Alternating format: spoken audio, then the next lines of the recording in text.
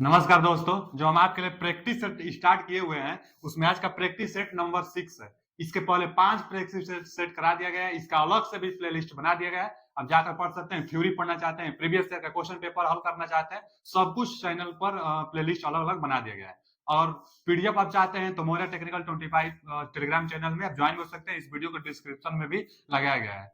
और क्या किया जाएगा कि आप टेलीग्राम चैनल से ज्वाइन हो जाइए। प्रीवियस ईयर का जो पूरा सेट होता है वही सेट अब आपको दिया जाएगा। 100 क्वेश्चन जिसमें नॉन टेक्निकल और टेक्निकल दोनों पार्ट, जैसे एग्जाम में आएगा क्वेश्चन एकदम सेम वैसे क्वेश्चन हम लोग भी 100 क्वेश्चन देंगे। टेलीग्राम चैनल में आप जाकर ज्वाइन हो सकते हैं। और जो यह सेट लिया है ना, आज का जो प्रैक्टिस सेट, आज का जो 6 नंबर है, बहुत इंपोर्टेंट क्वेश्चन लिए हुए हैं। हर एक क्वेश्चन को आपको बहुत सावधानी से पढ़ना होगा। चलिए देखते हैं पहला क्वेश्चन क्या है। पहला क्वेश्चन है कि निम्नलिखित में से कौन सा circuit breaker ground fault protection के लिए प्रयुक्त किया जाता है। ये बच्चा, ग्राउंड फॉल्ट मतलब अर्थ लीकेज सर्किट ब्रेकर ना, तो ग्राउंड फॉल्ट के लिए। और मिनिएचर सर्किट ब्रेकर घरों में प्रयोग किया जाता है, 60 से 100 एम्पियर तक इसका प्रयोग किया जाता है, घरों में ये होता है। एयर सर्किट ब्रेकर तो ट्रांसमिशन लाइन, रेलवे जो ट्रांसमिशन लाइन होती है उसमें एयर सर्किट ब्रेकर का प्रयोग किया जाता है, मतलब ट्रांसमिशन लाइन में एयर सर्किट ब्रेकर का प्रयोग किया जाता है। आयल सर्किट ब्रेक भी ट्रांसमिशन लाइन में। अर्थ leakage circuit breaker ground fault में प्रयोग किया जाता है, यानी D option is right answer. Earth leakage क्या होगा? अर्थ करंट में, मतलब अर्थ वायर में जो करंट लीकेज करंट प्रवाहित होगी उसको बताता है, उससे सुरक्षा प्रदान करता है अर्थ लीकेज सर्किट ब्रेकर। इसका शॉर्ट फॉर्म क्या होगा? ईएलसीबी। तो कई बार पूछता है ना कि ईएलसीबी का फुल फॉर्म क्या होगा, तो अर्थ लीकेज सर्किट ब्रेकर होगा। ठीक है ना जी।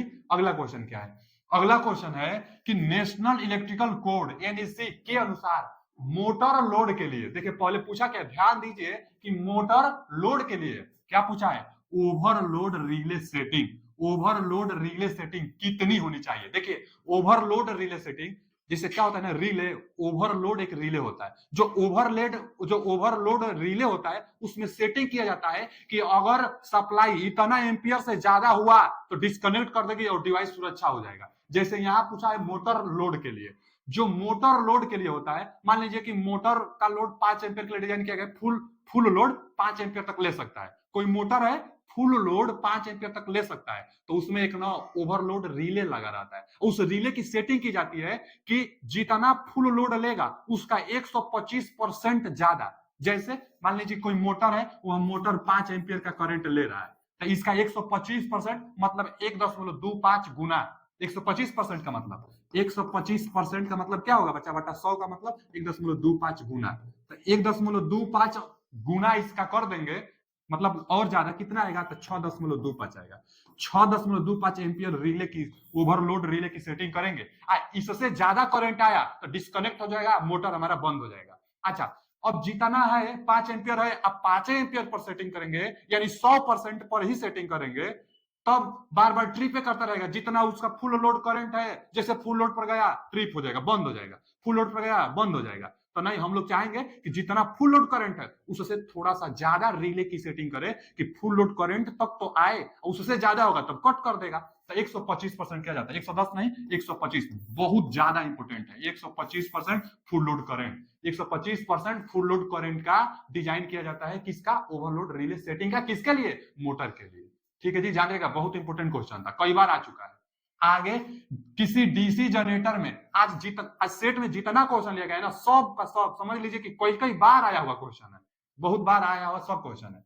किसी डीसी जनरेटर में, पहले तो बोला है डीसी जनरेटर, डीसी जनरेटर में, अच्छा जनरेटर बोला है ना, जनरेटर में इंड्यूस होने वाली करंट चाहिए में की दिशा कैसे? तो फ्लेमिंग के दाहिना हाथ से। जनरेटर में अगर मोटर की बात करता है तो फ्लेमिंग के लेफ्ट हैंड रूल, जनरेटर कहेगा तो दाहिना हाथ। फ्लेमिंग के दाहिना हाथ के नियम से जनरेटर में इंड्यूस होने वाली करंट की दिशा को ज्ञात करते हैं। अच्छा, यहां क्या पूछा है कि डीसी जनरेटर में मेन पोल की तुलना में इंटरपोल की पोलैरिटी क्या होती है? एक होता है ना इंटरपोल। इंटरपोल क्या होता है? आर्मेचर के साथ सीरीज में कनेक्ट होता है। कहां इंटरपोल आता है? तो देखिए, यह हो गया हमारा स्टेटर, स्टेटर पर रहेगा मेन पोल, यहां पर मेन पोल है, यहां पर मेन पोल, जैसे 4 पोल होला, हम बना ले रहे हैं मेन पोल। यह क्या है? 4 पोल है, मान लीजिए नॉर्थ साउथ, नॉर्थ साउथ, यह मेन पोल हो गया। इसी पर फील्ड बाइंडिंग करेंगे, फील्ड बाइंडिंग इसी पर करेंगे, मेन पोल पर ही फील्ड बाइंडिंग की जाती है। यहाँ पर होता है ना रोटर, जिस पर आर्मेचर बाइंडिंग होता है, यही रोटेट करता है।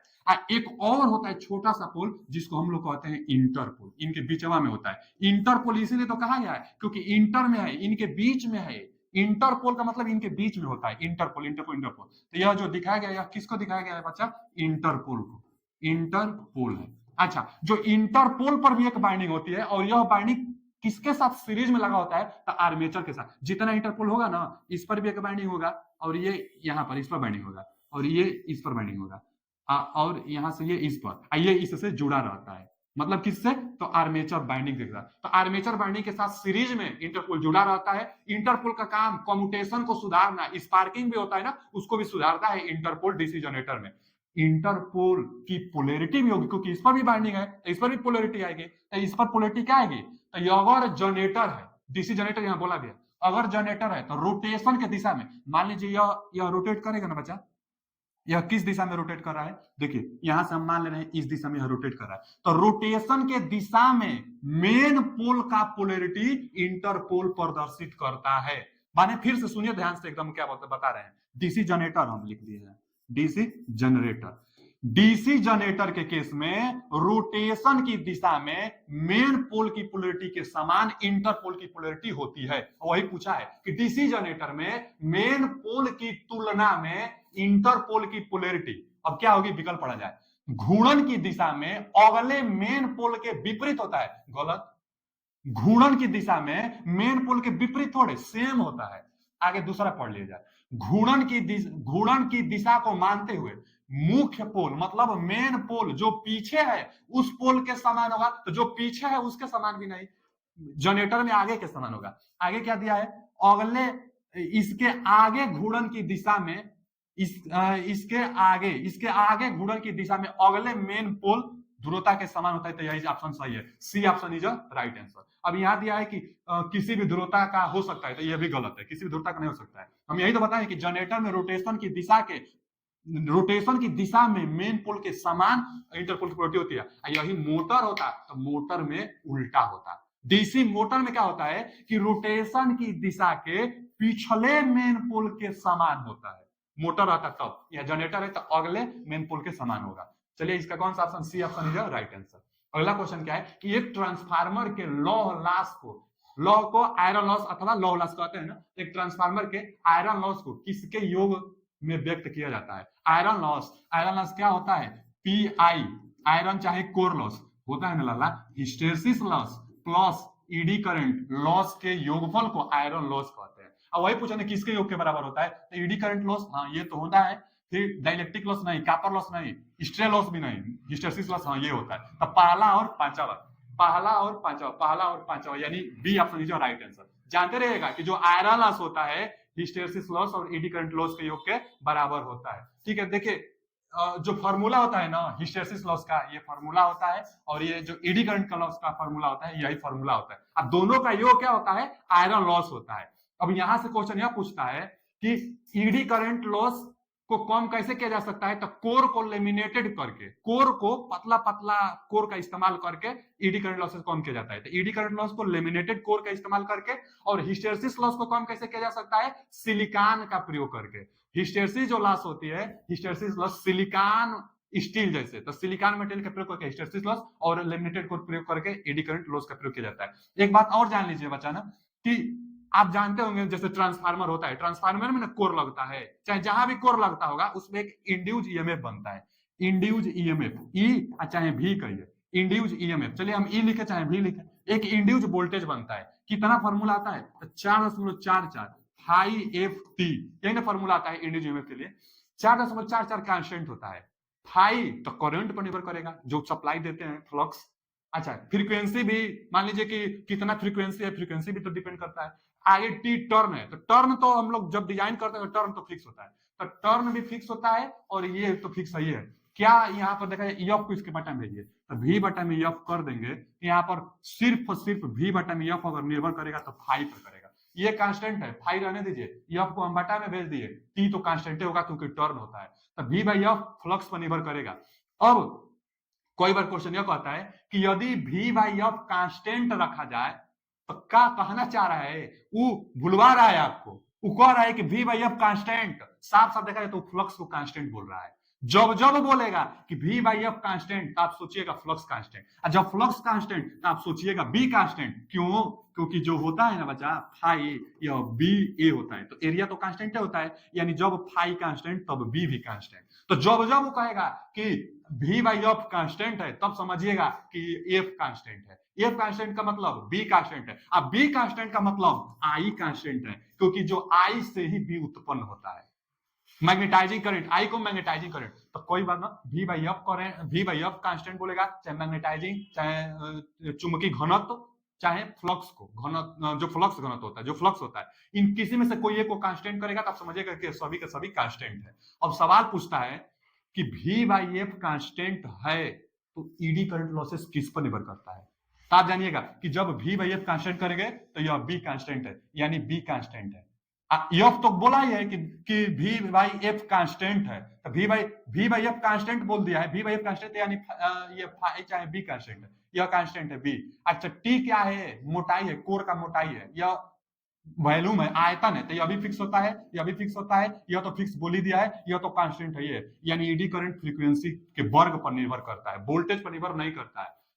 जानते रहिएगा ईडी करंट वोल्टेज पर निर्भर नहीं करता है जब वी बाई एफ कांस्टेंट हो तब। क्यों नहीं? क्योंकि जैसे ना वोल्टेज को आप बढ़ाओगे तो फ्रीक्वेंसी बढ़ जाएगी, तो फिर जैसे वोल्टेज को वी बाई एफ कांस्टेंट का मतलब यहां से ये हुआ वी प्रोपोर्शनल एफ, जब वोल्टेज बढ़ाओगे तो फ्रीक्वेंसी बढ़ जाएगी, जब वोल्टेज बढ़ाओगे तो फ्रीक्वेंसी बढ़ जाएगी, तभी तो वी बाई एफ कांस्टेंट आ रहा है। इसका रेशियो हमेशा कांस्टेंट कैसे आएगा? वोल्टेज बढ़ाने पर फ्रीक्वेंसी बढ़ जाएगी, तभी इसका रेशियो कांस्टेंट आएगा। तो वी बाई एफ कांस्टेंट का मतलब ईडी करंट केवल फ्रीक्वेंसी पर निर्भर करता है, और हिस्टैरिसीस लॉसेस भी एकदम सेम घटना, केवल फ्रीक्वेंसी पर। तो फ्रीक्वेंसी के अनुक्रमानुपाती और फ्रीक्वेंसी के वर्ग के अनुक्रमानुपाती यहाँ पर ये होता है ईडी करंट लॉसेस। यह पॉइंट जानते रहेगा कि वोल्टेज पर निर्भर नहीं करता है, वी बाई एफ कांस्टेंट रहेगा तो वोल्टेज पर निर्भर नहीं करता है। अगला क्वेश्चन क्या है भैया कि जब एक इंडक्शन मोटर ब्रेकिंग क्षेत्र में काम करता है, इंडक्शन मोटर ब्रेकिंग क्षेत्र में काम करता है, तो स्लिप हमेशा क्या होता है? आप समझिए पहले, यहां से आप ये समझिए कि ब्रेकिंग रीजन में ना, देखिए जो इंडक्शन मोटर होता है, एक इसका हम कैरेक्टरिस्टिक्स बनाए थे, बहुत ज्यादा इंपॉर्टेंट है कैरेक्टरिस्टिक्स। हम बताए थे लाला कि यहां पर स्लिप 1 मानिए, माने इधर स्लिप यहां पर 0 मानिए, और इसका जो कैरेक्टरिस्टिक्स बनता था कुछ ऐसे हम बनाए थे। अब यहां पर ना, यहां पर ये वाला जो था, ये वाला पॉइंट यहां से, तो इस स्लिप पर जो टार्क, यह टार्क को डिनोट करता है, और यह स्लिप चाहे स्पीड को, यहां पर स्लिप का मान क्या मानिए? 0 मानिए, यह टार्क मानिए, तो यहाँ पर मैक्सिमम टार्क, तो यहाँ पर मैक्सिमम स्लिप आता था। अच्छा यहां से और यहां तक, यहां से और यहां तक जो है ना, इसको हम लोग कहते हैं स्टेबल रीजन। इतना पॉइंट को क्या कहते हैं? Stable, stable region. इसको unstable region, unstable, unstable region ये है, ये स्टेबल रीजन है। अच्छा यह क्या है? यह स्टार्टिंग टार्क है, यह वाला जो है स्टार्टिंग टार्क को डिनोट करेगा, यह स्टार्टिंग टार्क को, और यहाँ पर ये वाला मैक्सिमम टार्क को। स्लिप 0 पर टार्क कितना बताएंगे? 0 पूछता है क्वेश्चन कि स्लिप इंडक्शन मोटर में स्लिप 0 तो टार्क क्या होगा? तो जब स्लिप 0 तो देख लीजिए टार्क पर क्या रीडिंग देगा, टार्क पर 0। स्टार्टिंग में यह स्टार्टिंग है, मैक्सिमम टार्क यहाँ पर स्लिप 0 पर। अच्छा स्लिप 0 पर सिंक्रोनस स्पीड कितना होता है? मतलब इंडक्शन मोटर जो होगा सिंक्रोनस स्पीड पर चला जाएगा, जो रोटर की स्पीड होगी वह सिंक्रोनस स्पीड पर चला जाएगा, इसलिए ना, और स्लिप 0 तो टार्क भी 0 है यहाँ पे। तो क्या होता है कि इंडक्शन मोटर सिंक्रोनस स्पीड पर रोटेट करता ही नहीं है, क्योंकि स्लिप तुरंत 0 हो जाएगा, एस बराबर एनएस माइनस एनआर बटा में एनएस। तो सिंक्रोनस स्पीड पर रोटर गति करेगा तो स्लिप 0, स्लिप 0 तो टार्क 0, इसलिए इंडक्शन मोटर सिंक्रोनस स्पीड से थोड़ा सा कम पर रोटेशन करता है। ए बच्चा, अगर 0 से आगे अगर वक्र बनाएंगे तो नीचे बनेगा, इसको हम लोग कहते हैं जेनरेटिंग का काम कर रहा है। जनरेशन मतलब जेनरेटर की तरह काम करेगा, जेनरेटर, जनरेटर की मशीन बिहेवियर कब दर्शाएगा? तो जब स्लिप 0 से कम निगेटिव में आ जाए तब। पूछता है क्वेश्चन कि इंडक्शन मोटर में जब स्लिप निगेटिव होगा तो मोटर कैसा बिहेवियर करेगा? तो मोटर जनरेटर की तरह बिहेवियर करेगा। और जब इंडक्शन मोटर का स्लिप 1 से 0 के मध्य हो तो इंडक्शन मोटर की तरह बिहेवियर करेगा, और जब 1 से ज्यादा हो तो ब्रेकिंग की तरह बिहेवियर करेगा, ब्रेकिंग की तरह बिहेवियर करेगा। मोटर क्या कर रहा है बच्चा? ब्रेकिंग की तरह बिहेवियर कर रहा है। तो 1 से ज्यादा होगा तो ब्रेकिंग की तरह, 1 से ज्यादा ब्रेकिंग की तरह, और 0 से 1 के बीच में रहेगा तो इंडक्शन मोटर, और ये यही क्वेश्चन भी था यहाँ पर। देखिए ना, बोल रहा है ना कि इंडक्शन मोटर ब्रेकिंग क्षेत्र में काम करता है तो क्या होगा, 1 से ज्यादा होगा। B option is right answer, greater than 1। Braking region के लिए बोल रहा है ना, ब्रेकिंग रीजन के लिए बोल रहा है। ब्रेकिंग रीजन के लिए पूछेगा, यहाँ से स्लिप 1 है या 1 से ज्यादा करेंगे तो ब्रेकिंग रीजन, एकदम जानते रहिएगा। यहाँ पर ये भी जानिए ना कि जो यहाँ पर स्लिप होगा, जो स्लिप होगा वह क्या होता है ना बच्चा, जो स्लिप होता है वह टार्क के व्युत्क्रमानुपाती, और यहाँ पर जो स्लिप होता है, शायद में इसको जरूर आप कंफर्म करिएगा, जो यहाँ पर जो स्लिप होता है वह टार्क के अनुक्रमानुपाती होता है, चाहे टार्क स्लिप के अनुक्रमानुपाती देख लिया जाए, वही बात हुआ। यहाँ पर जो होगा ना टार्क, वह स्लिप के व्युत्क्रमानुपाती, यहाँ पर जो टार्क हुआ, यहाँ पर जो टार्क हुआ स्लिप के अनुक्रमानुपाती। स्पीड कहेगा तो फिर उल्टा कर देगा, टार्क जो होगा स्पीड के अनुक्रमानुपाती, यहाँ पर टार्क होगा जो स्पीड के व्युत्क्रमानुपाती होगा। इसको आप एक बार ध्यान से देख लीजिएगा, बहुत ज्यादा इंपॉर्टेंट इस ग्राफ से आता है, ग्राफ को एक बार जरूर रिवीजन करिएगा। चलिए आगे, यहाँ पर पूछा था क्वेश्चन, तो इसमें कौन सा सही होगा, B option is right answer. Braking region के लिए ये, जीरो जीरो तो होता नहीं, जीरो से कम बोला है, जीरो से कम जनरेटर, और 0 1 के बीच में इंडक्शन मोटर की तरह बिहेव करता है। चलिए अगला क्वेश्चन, अगला क्वेश्चन है कि एक 4 क्वाड्रेंट ऑपरेशन के लिए हमेशा जो मोटर होता है वह 4 क्वाड्रेंट में ऑपरेशन होता है। ड्राइव के लिए जो मोटर प्रयोग किया जाता है 4 क्वाड्रेंट में ऑपरेट किया जाता है। तो 4 क्वाड्रेंट ऑपरेशन के लिए किस प्रकार के 2 फुल कन्वर्टर की आवश्यकता होगी। देखिए, एक फुल कन्वर्टर के लिए 2 क्वाड्रेंट की आवश्यकता होती है। तो यहां पूछा क्या है, 2 फुल कन्वर्टर की आवश्यकता 4 क्वाड्रेंट की होगी। तो बोला भी है कि 4 क्वाड्रेंट ऑपरेशन, तो 4 क्वाड्रेंट ऑपरेशन के लिए 2 फुल कन्वर्टर की आवश्यकता होती है। तो ठीक है, सही है, आवश्यकता होता है 2 फुल कन्वर्टर का। एक फुल कन्वर्टर 2 लेता है क्वाड्रेंट, तो यहाँ पर 2 फुल कन्वर्टर है तो बैक टू बैक जुड़े होंगे तो भी 4 क्वाड्रेंट ऑपरेशन के लिए काम करेंगे। तो इसका यही ऑप्शन फिट बैठता है। यहाँ सीरीज में फ्रंट टू फ्रंट और समांतर में नहीं, back to back full converter अगर कनेक्टेड होगा, बैक टू बैक अगर जुड़े रहेंगे तो एक फुल कन्वर्टर 2 लेगा, बैक टू बैक 2 जुड़े रहेंगे तो 4 क्वाड्रेंट में ऑपरेट हो जाएगा। तो एक ही ऑप्शन इसका मैच कर रहा है, ए ऑप्शन इज राइट आंसर, कि बैक टू बैक अगर 2 फुल कन्वर्टर जुड़े रहेंगे तो 4 क्वाड्रेंट में ऑपरेट होंगे।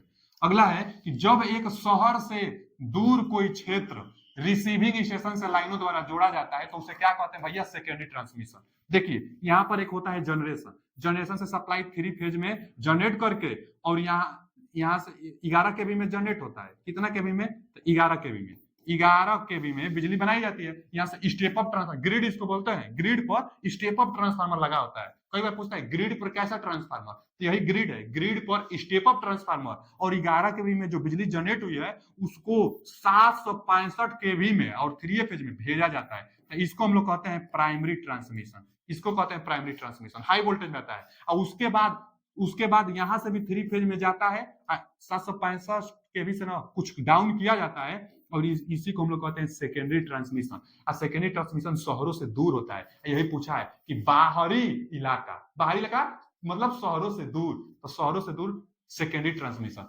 इसलिए है सेकेंडरी ट्रांसमिशन, शहरों से दूर। और उसके बाद अब यहां से ना शहर में जाएगा, यहीं से तो शहर में हम लोग सप्लाई देंगे। शहर में सप्लाई इसी से देते हैं, जो बड़े बड़े कंज्यूमर लोग होते हैं ना शहर में बड़े बड़े जो कंपनी होगी, शहर से हल्का सा दूर जो बड़े बड़े कंपनी होगी शहर में, तो कहां सप्लाई, यहाँ से सप्लाई वो लोग लेते हैं, शहर में यहाँ से सप्लाई लेते हैं। और गांव देहात में जो डिस्ट्रीब्यूट की जाती है वो यहाँ से, जो डिस्ट्रीब्यूट की जाती है यह सेकेंडरी डिस्ट्रीब्यूशन। और जो शहरों में जो कंज्यूमर को दिया जाता है, बड़े बड़े कंज्यूमर को शहरों में दिया जाता है, यह प्राइमरी डिस्ट्रीब्यूशन। और सेकेंडरी ट्रांसमिशन जो शहरों से दूर होता है, और प्राइमरी ट्रांसमिशन तो किसी को नहीं दिया जाता है, भेजा जाता है। तो यहाँ सेकेंडरी ट्रांसमिशन होगा, सेकेंडरी ट्रांसमिशन जो शहरों से दूर होता है, ए ऑप्शन इज राइट आंसर।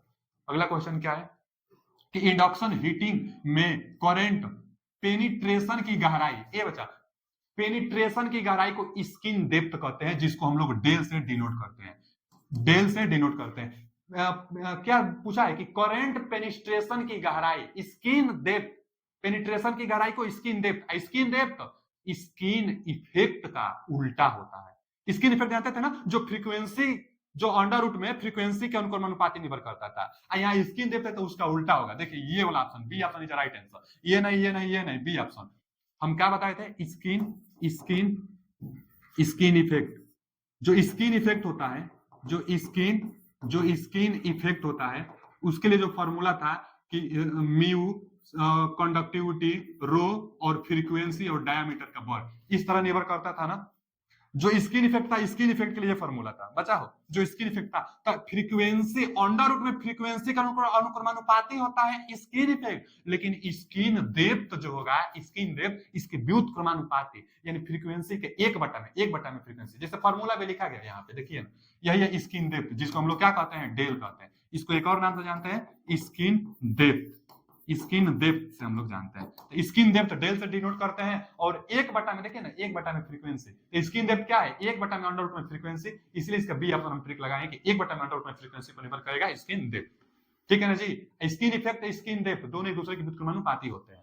अगला क्वेश्चन क्या है कि दीप्त तीव्रता, इल्यूमिनस इंटेंसिटी का मात्रा का कैंडला होता है, हम ट्रिक बताए थे आपको कि LIC माने लुमिनस इंटेंसिटी का मात्रा का कैंडला होता है, मात्रक कई बार पूछता है, तो लुमिनस इंटेंसिटी का मात्रा कैंडला होता है। अच्छा बच्चा, लुमिनस इंटेंसिटी का फॉर्मूला क्या होगा लल्ला, तो फाई बटा में ओमेगा होता है, लुमिनस इंटेंसिटी का फॉर्मूला फाई बटा में ओमेगा होता है, एकदम ये अभी जानते रहे, दोनों एकदम जानते रहेगा, LIC लुमिनस इंटेंसिटी का मात्रा कैंडला, और इसका फॉर्मूला आई बराबर फाई बटा में ओमेगा। सवाल पढ़ते हैं, लुमिनस इंटेंसिटी किस प्रकार परिभाषित किया जाता है, परिभाषा से पूछा है, इससे पूछा है, यानी किसी निश्चित, ओमेगा है ना, ओमेगा क्या है, एक ओमेगा को घन कोण कहते हैं ना, एक निश्चित दिशा में प्रति सेकंड निकलने वाले रेडिएशन को ही लुमिनस इंटेंसिटी कहते हैं।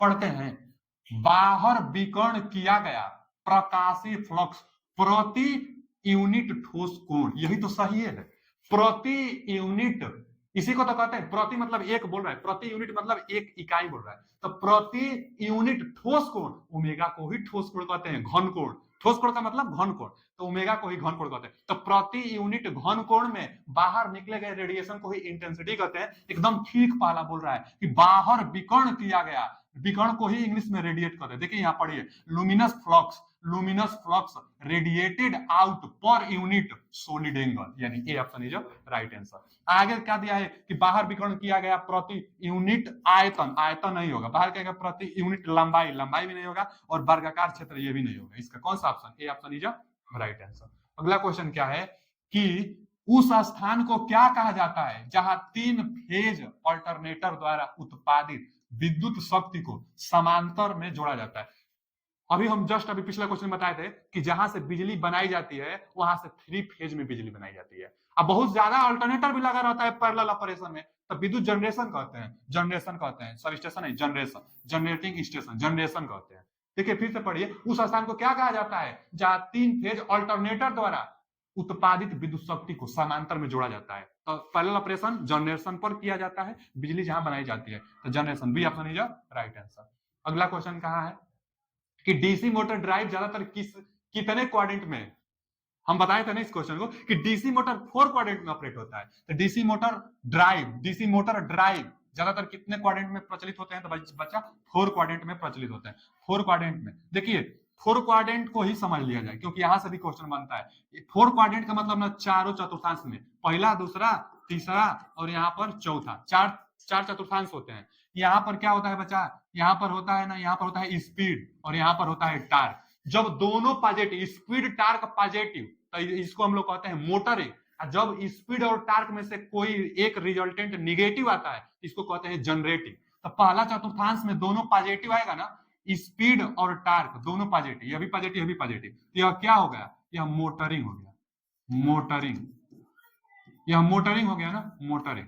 अच्छा इसमें देखिए यहाँ पर टार्क होगा तो इधर टार्क तो निगेटिव होता है, मूल बिंदु से इधर जाएंगे तो पॉजिटिव, इधर निगेटिव, तो टार्क निगेटिव जबकि स्पीड पॉजिटिव, एक निगेटिव एक पॉजिटिव, तो निगेटिव आएगा, तो यह हो गया जनरेटिंग मोड, यह काम करेगा। अब यहाँ देखिए यह ऊपर पॉजिटिव होता है लेकिन नीचे तो स्पीड निगेटिव होता है ना बच्चा, नीचे स्पीड क्या होता है, निगेटिव होता है, तो यह दोनों निगेटिव आएगा तीसरा में, टार्क भी निगेटिव, स्पीड भी निगेटिव। जब दोनों निगेटिव तो रिजल्टेंट पॉजिटिव, तो फिर से मोटरिंग मोड, फिर से कौन सा मोड होगा, मोटरिंग मोड होगा।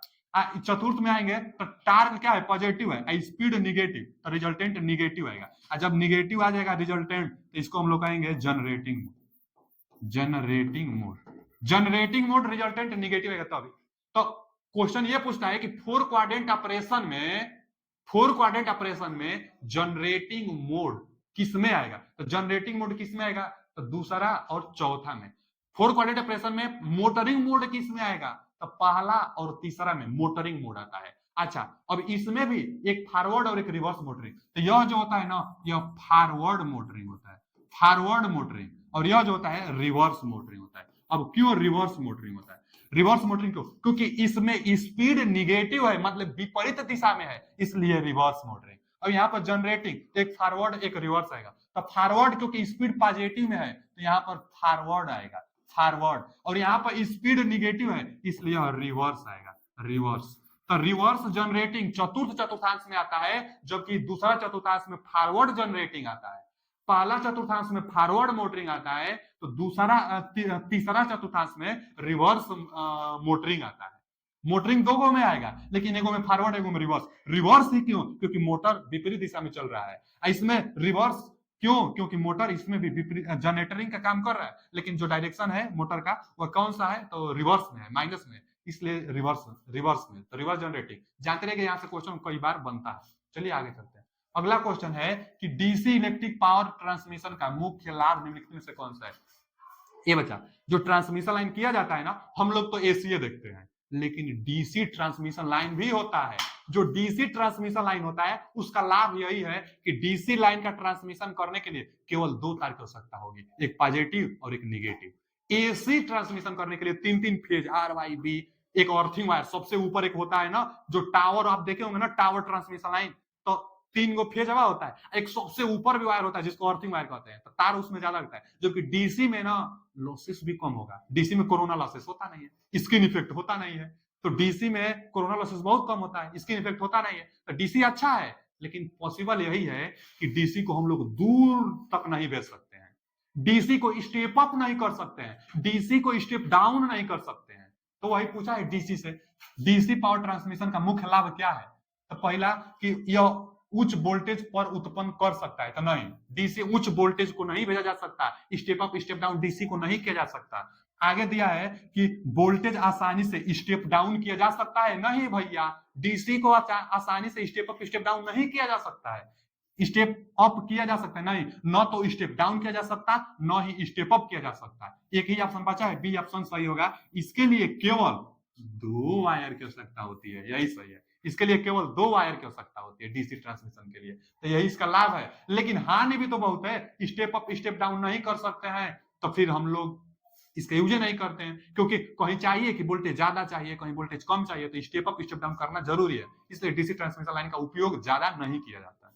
आगे, किसी पावर सर्किट में तीन सीरीज में जुड़े लैंपों को नियंत्रित करने के लिए कितने स्विचों की आवश्यकता होती है? सीरीज में पावर लैंप है, हम मानते हैं पावर का मतलब ज्यादा लेगा, 16 एम्पियर का सॉकेट लगता है पावर सर्किट में, पावर सर्किट 3000 वाट और 2 पॉइंट बना सकते हैं, वो सब अलग बात है। लेकिन यहाँ बस बोला है पावर सर्किट में, माने करंट का डिमांड बस ज्यादा कर रहा है, लेकिन जोड़ा किसमें? सीरीज में तो जोड़ा है ना। तो जैसे ना तीन लैंप हो, अभी तीन सीरीज में जुड़े हैं, किसी पावर सर्किट में तीन सीरीज में जुड़े लैंपों को नियंत्रित करने के लिए, यानी तीन गो लैंप है जो सीरीज में क्या हुआ है, जो सीरीज में जुड़ा हुआ है, जो सीरीज में जुड़ा हुआ है। अच्छा, चलिए यहाँ पर तीन लैंप हो गया ना, तीन लैंप, आप भी देख रहे होंगे कि यहाँ से मान लीजिए सप्लाई जाएगा तो तीनों लैंप सीरीज में जुड़े हुए हैं। अब इन्हीं को कंट्रोल करना है, तो कितने स्विच की आवश्यकता होगी? कंट्रोल करने का मतलब जलाना और बुझाना है, कंट्रोल का मतलब कि हम चाहे तो जले, हम चाहे तो बुझ जाए, इसी को कंट्रोल करना।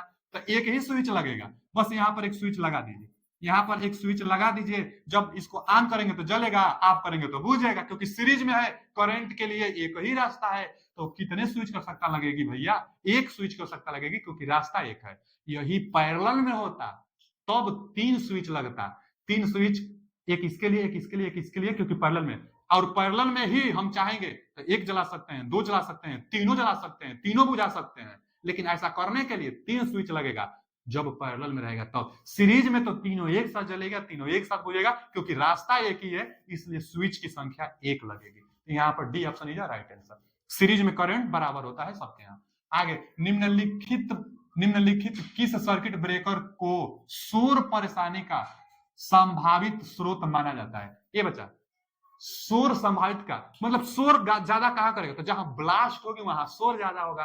दिया वैक्यूम, वैक्यूम मतलब कुछ होता ही नहीं, तो यहां शोर नहीं होगा। आयन सर्किट ब्रेकर में शोर होगा, लेकिन और देख लेते हैं, एसएफ सर्किट ब्रेकर में तो शोर नहीं होता है। यही ज्यादा प्रयोग किया जाता है। और 765 के भी तक प्रयोग होने वाला कोई सर्किट ब्रेकर है तो ये सब 6 सर्किट ब्रेकर है, लेकिन अभी आवाज नहीं करता है ज्यादा। एयर ब्लास्ट सर्किट ब्रेकर तो सबसे ज्यादा आवाज तो ए ऑप्शन करेगा, एयर ब्लास्ट सर्किट ब्रेकर सबसे आवाज करेगा ज्यादा, आयन से भी ज्यादा एयर ब्लास्ट, क्योंकि एयर की फोर्स की जा रही है, एयर की ब्लास्ट की जा रही है, तो आवाज करेगा ना, तो सबसे ज्यादा शोर की संभावना किसमें बनी रहेगी, एयर ब्लास्ट सर्किट ब्रेकर में। ठीक है ना। कहा एयर ब्लास्ट सर्किट का प्रयोग किया जाता है, तो रेलवे में ट्रांसमिशन लाइन में प्रयोग किया जाता है। आगे एक थर्मल प्रोटेक्शन, थर्मल, थर्मल आप जानते रहेगा, थर्मल शब्द जहां आएगा वहां टेम्परेचर को कंट्रोल करता है, टेम्परेचर ज्यादा होता है तो थर्मल का, थर्मल प्रोटेक्टिव डिवाइस का प्रयोग करते हैं। तो वही है कि थर्मल प्रोटेक्शन स्विच किसके विरुद्ध किया जाता है, हाई टेम्परेचर के लिए, टेम्परेचर के लिए, टेम्परेचर कहीं नहीं है तो ओवरलोड लगाइए, क्योंकि ओवरलोड रहेगा तभी तो टेम्परेचर बढ़ेगा, तो जहां टेम्परेचर बढ़ता है overload, overload thermal protection overload के लिए, ये option is right answer, overload के लिए थर्मल प्रोटेक्शन। आगे आगे आगे आगे आगे, हाँ जी, विद्युत कार्य के लिए सामान्य निर्देश सीपीडब्ल्यूडी 2013 के अनुसार, यह सीपीडब्ल्यूडी 2013 का रूल है। आगे हम बताएं जितना ना सीपीडब्ल्यूडी 2013 में जो रूल बना था, हम रूल का एक किसी थ्योरी में पढ़ाए, जहां ट्रांसमिशन डिस्ट्रीब्यूशन पढ़ा रहे होंगे, आप जाकर थ्योरी पढ़िएगा, थ्योरी में कहीं ना कहीं हम जरूर बताए होंगे।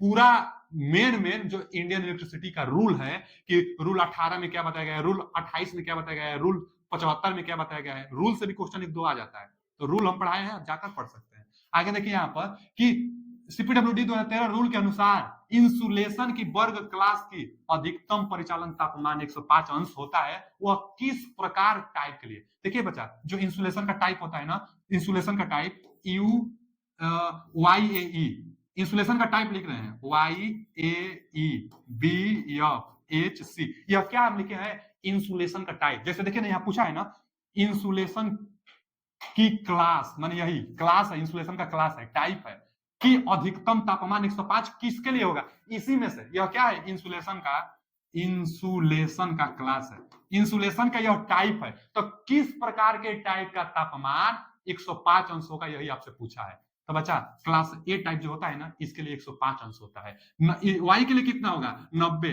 इसके लिए 105, इसके लिए 120, इसके लिए 130, कहीं कहीं इसके लिए 135 भी देता है, इसके लिए 155, इसके लिए 180, इसके लिए 180 से ज्यादा होता है, इसके लिए 180 से ज्यादा होता है। ठीक है ना जी। तो अब क्या करिएगा कि इसको याद कर लीजिएगा। देखिए यहाँ हम आपके लिए लिख कर लाए हैं, बहुत ज्यादा इंपोर्टेंट होता है, बहुत ज्यादा इंपोर्टेंट है। वाई देखिए इंसुलेशन का क्लास है, वर्ग है, तो वाई के लिए 90, ए के लिए 105, ई के लिए 120, कैसे याद होगा, तो हम कैसे याद किए ये बता रहे हैं। हम ना एक देश का नाम जानते हैं, आप भी देश का नाम जानते होंगे, यूएई, यूएई आप जानते होंगे ना, यूएई, तो यूएई नहीं, यहाँ वाईएई आप याद कर लीजिए, यूएई होता होगा, होता है, लेकिन हमको तो याद करना है, ट्रिक बैठाना है, तो हम यूएई से याद किए हैं वाईएई वाईएई वाईएई वाईएई।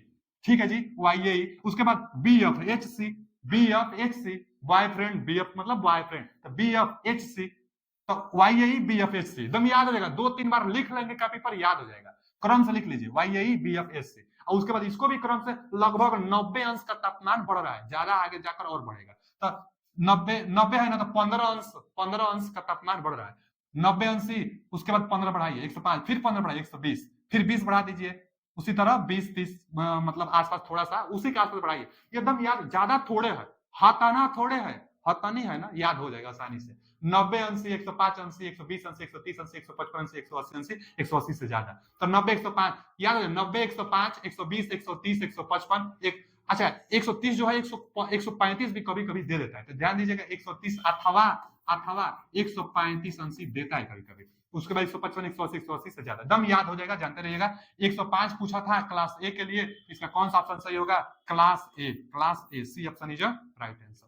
चलिए अगला क्वेश्चन, अगला क्वेश्चन क्या है, अगला क्वेश्चन है कि स्थिर वोल्टेज और सप्लाई फ्रीक्वेंसी पर इसका पीडीएफ चाहते हैं तो मौर्य टेक्निकल 25 टेलीग्राम चैनल है, जाकर ज्वाइन हो जाइए, अथवा डिस्क्रिप्शन में भी लिंक लगा हुआ है, आप जाकर वहां से भी ज्वाइन हो सकते हैं इसका पीडीएफ लेने के लिए, और भी पीडीएफ उस ग्रुप में बहुत दिया जाता है और आगे भी दिया जाएगा। स्थिर वोल्टेज और सप्लाई, आ ही गया, स्थिर वोल्टेज और सप्लाई, माने भी भैया स्थिर बोल रहा है, स्थिर वोल्टेज और सप्लाई फ्रीक्वेंसी पर किसी ट्रांसफार्मर में निम्नलिखित में से कौन सी हानि एक समान बनी रहती है। क्या बोला है, स्थिर वोल्टेज और फ्रीक्वेंसी, माने वोल्टेज और फ्रीक्वेंसी को कांस्टेंट बोल रहा है, कांस्टेंट बोल रहा है ना, कांस्टेंट मतलब स्थिर।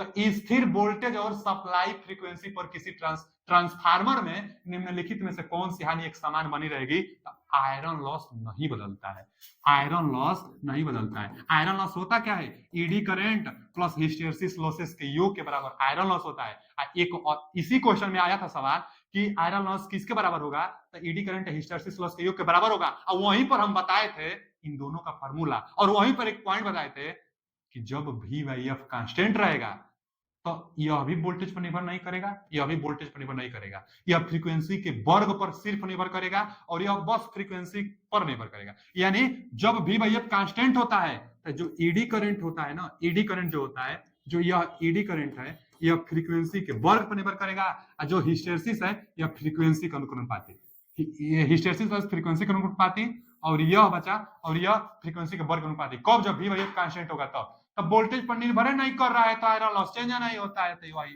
आयरन चाहे कोर लॉस चेंज नहीं होगा। वी वाई एफ कांस्टेंट रखने से आयरन चाहे कोर लॉस चेंज नहीं होगा, क्योंकि फ्रीक्वेंसी पर निर्भर करता है, वोल्टेज पर निर्भर करता ही नहीं। तो इसके लिए कौन सा option? D option is right. चले नेक्स्ट क्वेश्चन। अगला क्वेश्चन है कि किसके मदद के साथ एक एसी जनरेटर विद्युत ऊर्जा को बाहरी भार के लिए संचालित किया जाता है? क्या पूछा है ना कि किसके मदद के साथ एक एसी जनरेटर विद्युत ऊर्जा को बाहरी भार से संचालित करता है? जो एसी जनरेटर होता है इसी को हम लोग क्या कहते हैं बच्चा? अल्टरनेटर कहते हैं। एसी जनरेटर को अल्टरनेटर कहते हैं। हम लोग जानते हैं कि जो अल्टरनेटर होता है, अल्टरनेटर में ना आर्मेचर बाइंडिंग जो होता है वह आर्मेचर बाइंडिंग स्टेटर पर होता है, अब फील्ड बाइंडिंग रोटर पर होता है, फील्ड बाइंडिंग रोटर पर होता है। लेकिन ये कहा, यह जो लार्ज रेटिंग होता है उसके लिए है, लार्ज रेटिंग जो होता है उसके लिए है, ये हम लोग पढ़े थे। अच्छा, कितना स्लिप रिंग लगेगा? तो 2 ही स्लिप रिंग लगेगा, बस 2 स्लिप रिंग लगाने से फील्ड बाइंडिंग को डीसी सप्लाई दी जाती है, तो एक्साइटेशन करने के लिए 2 स्लिप रिंग लगेगा। लेकिन यदि लो रेटिंग होती है, लो रेटिंग अगर होता है, अल्टरनेटर की रेटिंग जब लो होता है तो बच्चा रोटर पर ही आर्मेचर बाइंडिंग किया जाता है। अब फील्ड बाइंडिंग स्टेटर पर किया जाता है, फील्ड बाइंडिंग लो रेटिंग के लिए। अच्छा, जब फील्ड बाइंडिंग स्टेटर पर करेंगे लो रेटिंग के लिए, आर्मेचर इस पर, तो सप्लाई लेने के लिए, अच्छा 3 फेज का मान लेते हैं, 3 फेज का है लेकिन लो रेटिंग का है, तो सप्लाई लेने के लिए कितना स्लिप रिंग लगेगा? 3। अगर डेल्टा में कनेक्टेड हो तब 3, अगर स्टार में कनेक्टेड हो तो 4 लगेगा, क्योंकि एक न्यूट्रल पॉइंट भी मिलेगा और 3 फेज भी मिलेगा। तो लो रेटिंग के लिए, अल्टरनेटर की बात कर रहे हैं, लो रेटिंग के लिए 4 स्लिप रिंग लगेगा अगर डेल्टा स्टार में कनेक्शन हो तब, और डेल्टा में कनेक्शन हो तो 3 स्लिप रिंग लगेगा। यानी स्लिप रिंग लगता है सप्लाई को लेने के लिए। तो वही तो कहा है कि एसी जनरेटर में विद्युत ऊर्जा को बाहर सप्लाई भेजने के लिए किससे भेजेंगे? स्लिप रिंग से भेजते हैं। अब फील्ड बाइंडिंग और कोर मैग्नेट, इनसे तो सप्लाई भेजेंगे नहीं, स्लिप रिंग से सप्लाई भेजते हैं। जबकि लार्ज रेटिंग की जो होती है इसमें सिर्फ 2 स्लिप रिंग, इस माल में 3 अथवा 4 स्लिप रिंग लगाई जा सकती है कनेक्शन अनुसार। चलिए आगे चलते हैं। अगला है कि एक सिंक्रोनस जनरेटर में 60 सर्किट रेशियो, माने एससीआर को 60 सर्किट रेशियो कहते हैं, सिंक्रोनस रिएक्टेंस एक्सडी के बीच संबंध होता है। तो हम तो इसको कई बार बताएं कि 60 सर्किट जो रेशियो होता है वह 1/XD होता है। बहुत ज्यादा इंपोर्टेंट है, एकदम बहुत very very very very important लिखिए इसको, बहुत ज्यादा इंपोर्टेंट। बस यही पूछता है 60 सर्किट रेशियो से। तो 60 सर्किट रेशियो होता है 1/XD पर निर्भर करता है। कौन सा option? C option is right answer. इसका सी ऑप्शन 1/XD पर निर्भर करता है 60 सर्किट रेशियो। यह सेट कैसा लगा? क्वेश्चन बहुत ज्यादा इंपोर्टेंट था, जितना एक्सप्लेन हो सकता है हम एक्सप्लेन किया है। कमेंट में जरूर बताइएगा, आपका फीडबैक हमारे लिए बहुत जरूरी है। और भी आप क्या चाहते हैं वो भी कमेंट में करिए। पीडीएफ पाने के लिए मोरा टेक्निकल 25 डिस्क्रिप्शन में लिंक लगा हुआ है, टेलीग्राम चैनल से ज्वाइन हो सकते हैं। थैंक यू, धन्यवाद।